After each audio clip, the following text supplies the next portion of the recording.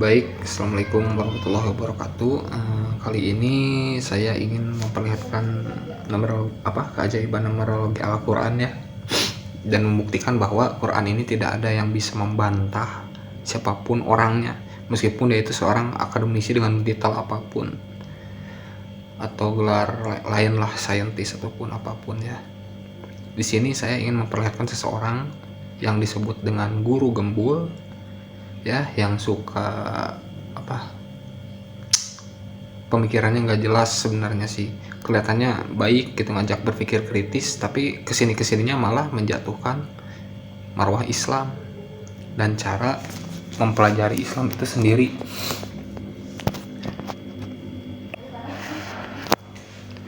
Baik, jadi saya lanjut. Jadi bukan saya saja yang berpendapat seperti ini ya, saya menemukannya baru-baru ini gitu ya. Tapi kalau ulama sih kayaknya udah dari kemarin gitu loh. Kayak ini nih, kayak di video YouTube short yang ini. Oke ya, mari kita lihat. Gus Wafi berhasil membuka kedok guru gembul. Sebetulnya selama ini masih samar-samar guru gembul nih, kemana sih arahnya, orang masih meraba-raba. Tapi gara-gara diskusi itu ketahuan dia seorang materialisme barat sejati, dia seorang liberalis sejati, jadi kebuka jelas. Gus Wafi berhasil. Oke, saya lanjut.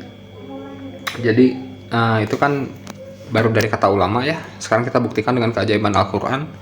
Dan perhatikan apa saja yang dia sampaikan di detik-detik atau menit-menit yang saya deteksi. Oke, di sini saya sempat komen ya.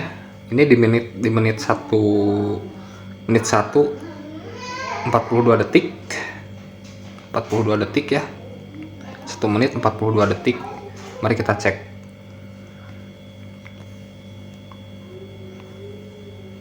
Amrun qot'i, Pak Gembul. Ingat ya, perkara nasab itu bukan amrun qot'i, bukan sesuatu yang 100%, tetapi amrun zonni, keyakinan 80% ke atas. Sehingga ada teori, Pak Gembul, di dalam nasab namanya syuhrah wal istifadah. Bagaimana komentar masyarakat dulu tentang dia, itu yang kita ambil. Begitu Pak Gembul. Manggi ditanggapi. Oke, ya berarti ini menegaskan bahwa ilmu nasab itu tidak ilmiah, karena sebenarnya kalangan akademisi itu menganggap bahwa ilmu nasab tidak ilmiah itu, satu adalah karena mengandalkan tradisi lisan, dan yang kedua adalah tidak memiliki metodologi yang pasti untuk bisa melakukan pembuktian, dan yang ketiga adalah subjektivitas. Dalam hal ini sudah ditegaskan subjektivitasnya oleh. Oke, nanti kita bahas soal subjektivitas ya, nanti kita sorot. Ini Quran mengatakan bahwa orang-orang seperti itu yang kurang akal di antara mereka akan berkata, apakah yang memalingkan mereka umat muslim dari kiblat yang dahulu mereka berkiblat kepadanya? Ya kan, omongannya kayak gitu kan. Jadi kok caranya gitu. Nah, ini di 142 ya. Numerologinya 1 menit 42 detik. Di sini saya cari meteorologinya, ada pakai metode yang kedua. Saya sorot ayat 142. Nah, ini di sini saya temukan 1. Oke, yang kedua di menit 2.15 subjektivitas ya, kalau nggak salah. Nih. Satu adalah karena mengandalkan tradisi lisan, dan yang kedua adalah tidak memiliki metodologi yang pasti untuk bisa melakukan pembuktian, dan yang ketiga adalah subjektivitas. Oke, dia bilang kan kayak gitu, metode lisan. Sekarang gini, emang di zaman dulu untuk memastikan keaslian suatu hadis itu caranya gimana? Kamera belum ada, handphone belum ada ya. Jadi untuk memastikannya caranya gimana? Kan dari kesolehan kan, dari kejujuran. Jadi gimana kita lihat dulu kredibilitas orang, itu yang dimaksud para ulama gitu kan. Nah, tapi kalau yang disebut sama guru gembul, dia malah melemahkan ulama-ulama terdahulu untuk melemahkan ulama yang sekarang. Nah, itu tujuannya. Itu yang di menit kedua detik 15 ya.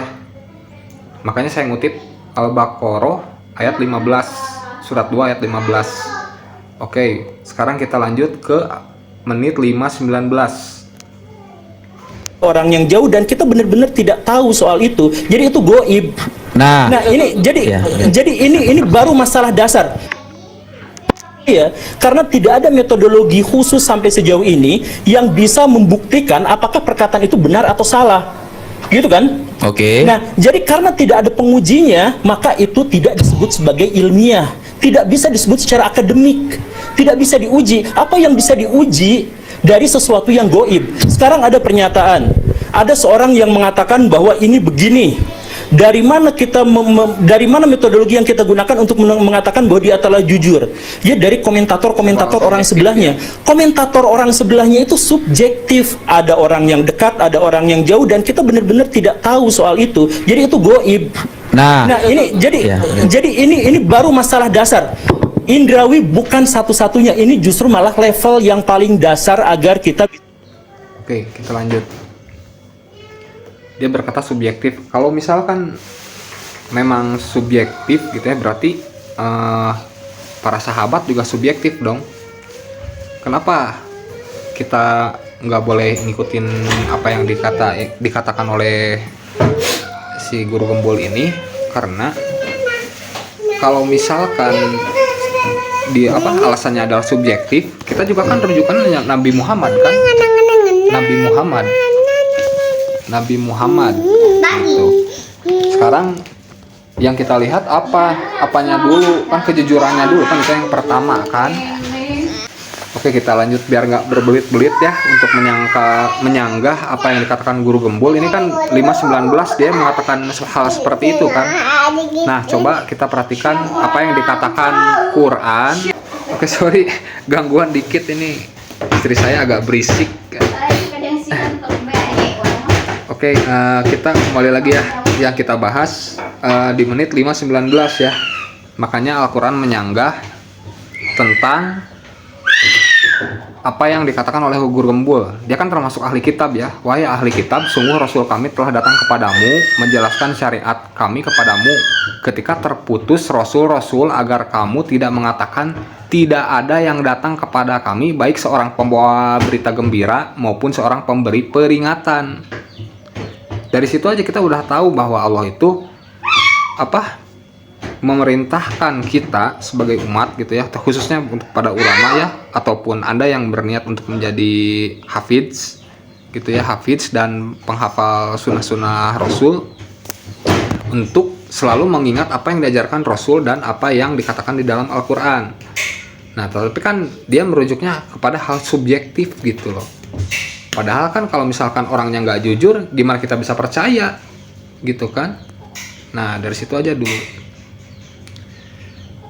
Nih, saya juga komentar seperti ini. Ini orang seperti ini tuh nanti bakal manjangnya biasanya ke perang Siffin, perang Jamal gitu kan.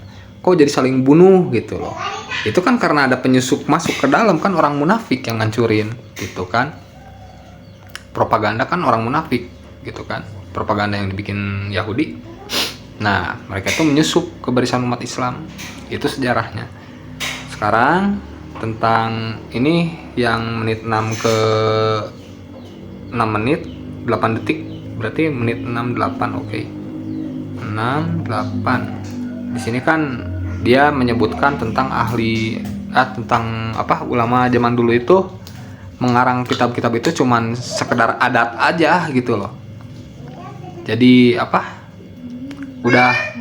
udah kelihatan gitu loh. Jadi mau melemahkan ulama itu seperti itu, hanya sebagai adat istiadat saja katanya. Padahal itu kan perintah Rasul juga gitu kan, untuk memberikan pengetahuan kepada sesama orang yang beriman gitu loh. mohon maaf ya, itu bukan dari Islam, tapi itu adalah produk tradisi masyarakat Arab dan masyarakat Islam pada waktu itu. Karena Islam hanya memerintahkan untuk belajar ilmu nasab, bukan bagaimana menjelaskan metodologi nasab. Sehingga metodologi yang tadi dijelaskan itu bukan Islam dan tidak ilmiah. Itu hasil tradisi masyarakat pada waktu itu yang bisa dibantah, dan karena tidak sesuai dengan metodologi yang lebih modern, ya ayo kita Semuanya lebih modern katanya gitu kan. Aneh aja nih orang. Lanjut ke surat Al-An'am ayat 8 ya. Dan mereka berkata, mengapa tidak diturunkan malaikat kepadanya gitu kan? Karena saya di sini pakai filosofi kayak gitu. Itu udah kayak menanyakan malaikat, kenapa nggak diturunkan malaikat kepada Nabi Muhammad gitu? Nggak kelihatan gitu malaikatnya siapa gitu kan? Nah gitu. Nah terus lanjut ke detik ke-9-nya, Al-An'am ayat 9. Dan sekiranya Rasul itu kami jadikan malaikat, pastilah kami jadikan dia berwujud laki-laki gitu kan. Dan demikian pasti kami akan menjadikan mereka tetap ragu sebagaimana kini mereka ragu gitu loh. Jadi meskipun dikirim malaikat juga mereka bakal ragu seperti itu karena pemikirannya udah liberal, pemikirannya udah terlalu bebas gitu loh. Itu bakal nanya-nanya saintis mulu gitu. Nanti kelamaan itu bakal jadi ateis kalau kayak gitu, orang yang mentok ke sains itu. Padahal kalau kita bahas surat Ar-Rod itu di sana banyak rahasia alam. Surat Ar-Rod. Nah, di sini ke 6:10-nya, 6 detik 10, dan sungguh beberapa rasul sebelum engkau telah diperolok-olokkan. Jadi kita nggak usah aneh kalau misalkan orang-orang seperti Guru Gembul ini mengolok-olok ulama kita gitu loh. Ulama-ulama yang sudah membawa kebaikan bagi umat gitu ya, seperti menjaga kekonsistenan Al-Quran gitu kan, dan hadis-hadis agar tidak dipalsukan. Nah sekarang ini saya sindir lagi, kalau misalkan dia mau ngebantah bahwa keajaiban Quran ini adalah palsu gitu kan, apa yang saya dapat ini adalah palsu, karena yang saya yakini ini orang lain belum ada yang bisa. Karena saya percaya Allah menitipkan ilmu ini kepada saya gitu ya. Walaupun ya pasti ini akan menjadi perdebatan syariat gitu ya. Tapi untuk membuktikan siapa sebenarnya Guru Gembul ini, saya memberanikan diri untuk diam, untuk mengatakan hal ini gitu ya. Soalnya kalau udah darurat banget, kita juga harus mengupayakan apa yang kita bisa gitu loh. Apa yang kita punya, ilmu yang kita punya gitu loh. Jadi sekecil-kecilnya perlawanan gitu ya. Oke, coba Anda baca sendiri apa yang saya tantangkan kepada Guru Gembul.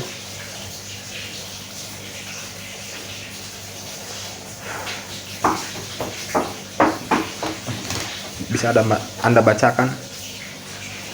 Nah ini menit ke 8:06 ya. Nanti kita di akhir bakal kita sindir lagi. Kalau ini memang rekayasa, Quran ini memang rekayasa gitu ya. Ini kan 6, 8, 8, 6, kita balik nanti. Sindirannya juga bakal sama.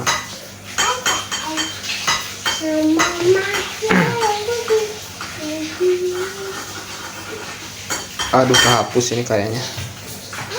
Oh ini ada di atas, sorry, kelewat. 86 ini nih, sorry kelewat. Mereka membantahmu tentang kebenaran setelah nyata bahwa mereka, ini yang ini nih ya, bentar, sorry, nih yang ini nih, sekitar ini ya. Oke.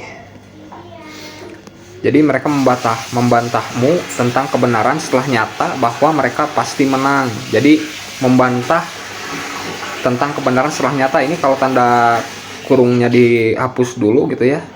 Mereka membantahmu tentang kebenaran gitu ya, setelah nyata seakan-akan mereka dihalau kepada kematian, sedang mereka melihat sebab kematian itu. Gitu maksud intinya. Jadi mereka itu, orang-orang seperti mereka itu lagi membantah gitu loh, membantah apa yang disampaikan ulama itu semuanya bullshit. Intinya gitu aja. Di sini sindirannya gitu. Di ayat 8-nya juga gitu. Sindirannya gitu. 6-10 kan patokannya. Sorry ini banyak di pause dulu videonya soalnya ini anak saya juga lagi pada ngedeketin saya. Oke, kembali lagi ke total durasi ya. Total durasinya kan 10:37. Ini total durasinya 10.37. Di sini ada time delay 1 detik. Kita baca lagi. Ini kan saya ditulisnya 10.38 ya. 10.38. Kenapa 10.38? Karena kalau kita buka Al-Qur'an, di sini ada lanjutannya gitu loh. Sorry. 10.38. Itu kan total menitnya 37 kan ya. Nih. Sorry, ini saya salah ngetik atau apa ya, bentar. Oh, ada. Saya tulis, lupa saya. Ini nih, ada. 10.37. Nih. Total durasi video ini adalah 10 menit 37 detik. Ini adalah tantangan bagi yang mau melemahkan Islam gitu ya. Mau melemahkan Quran ataupun sanadnya gitu ya, hadis-hadis gitu ya, sanad-sanadnya. Ini adalah tantangan bagi mereka yang suka berbuat seperti guru gembul ini nih.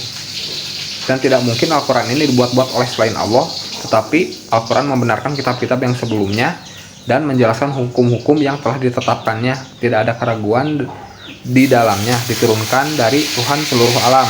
Ayat selanjutnya yang 38, apakah pantas mereka mengatakan Nabi Muhammad telah membuat-buatnya? Katakanlah, buatlah sebuah surat yang semisal dengan Al-Quran dan ajaklah siapa saja di antara kamu yang mampu membuatnya selain Allah jika kamu orang-orang yang benar. Oke, sekian cukup dari saya. Saya Tommy Suryadi. Assalamualaikum warahmatullahi wabarakatuh.